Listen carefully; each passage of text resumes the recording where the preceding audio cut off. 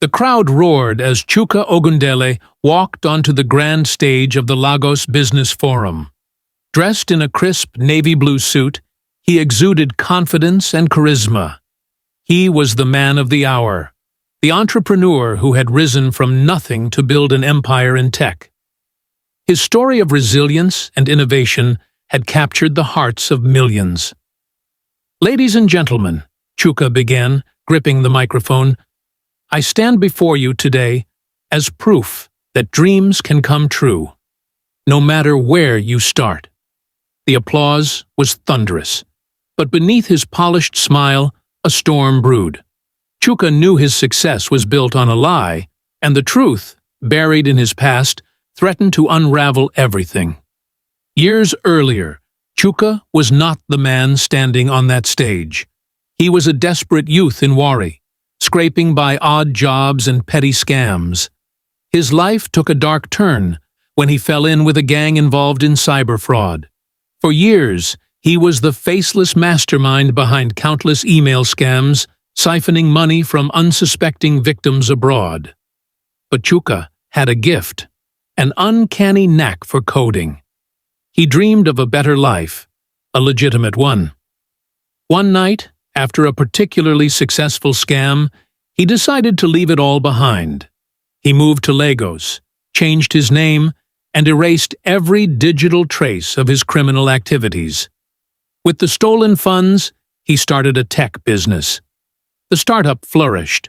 Within 5 years, Chuka became a household name. He donated to charities, mentored young entrepreneurs, and was hailed as a role model. But the guilt of his past lingered like a shadow. On the night of the forum, Chuka's phone buzzed. A message popped up. "I know who you are. If you don't want the world to know, meet me at Echo Atlantic tonight. Come alone." Chuka's heart raced. He stared at the message, his mind spinning. Who could it be? How did they know? He couldn't risk being exposed. With a shaky breath, he slipped out of the venue, leaving the adoring crowd behind. At Echo Atlantic, the wind howled over the empty expanse. Chuka's footsteps echoed as he approached a figure leaning against a parked car. "Chuka Ogundele," the figure said, stepping into the light. It was Tunde, a former accomplice from Wari. His once lean frame had bulked up, and his eyes glinted with a mix of anger and amusement. "Tunde!" Chuka's voice cracked. "What? What do you want?" Tunde smirked. "It's been a while, hasn't it? You've done well for yourself, but you didn't think you could outrun your past forever, did you?" Chuka swallowed hard. "If you're here to blackmail me, name your price." Tunde chuckled darkly. "It's not that simple, my friend. You left us high and dry. You took everything we worked for and turned it into your little empire. Now I want in." "In?" Chuka asked, his voice barely a whisper. "Yes," Tunde said, stepping closer. "I want 30% of your company, and if you refuse—" He held up a USB drive.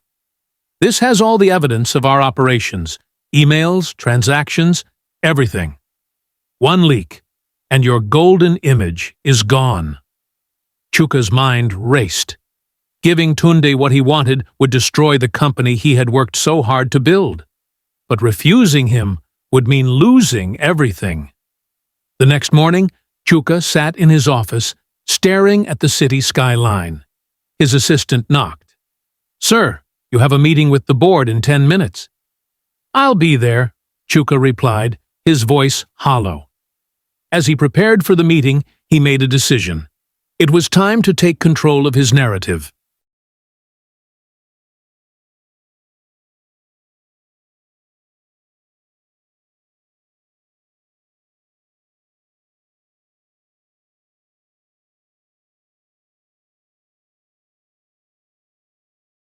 He held up a USB drive. "This has all the evidence of our operations, emails, transaction and everything. One leak and your golden image is gone." Chuka's mind raced. Giving Tunde what he wanted would destroy the company he had worked for, but refusing him would mean losing everything. The next morning, Chuka sat in his office, staring at the city skyline. His assistant knocked.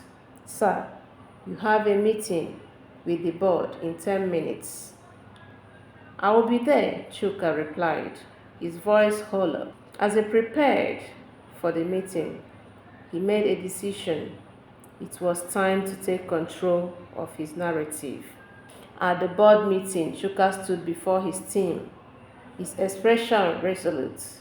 "Before we proceed, there is something I need to share," he began. He recounted his story, every detail of his past, his involvement in fraud, and his decision to turn his life around. The room was silent, and the air thick with shock. "I won't let my past define me," Chuka said, his voice steady. "But I also won't let anyone use it against me. I am prepared to step down if that's what the board decide." For a moment, no one spoke.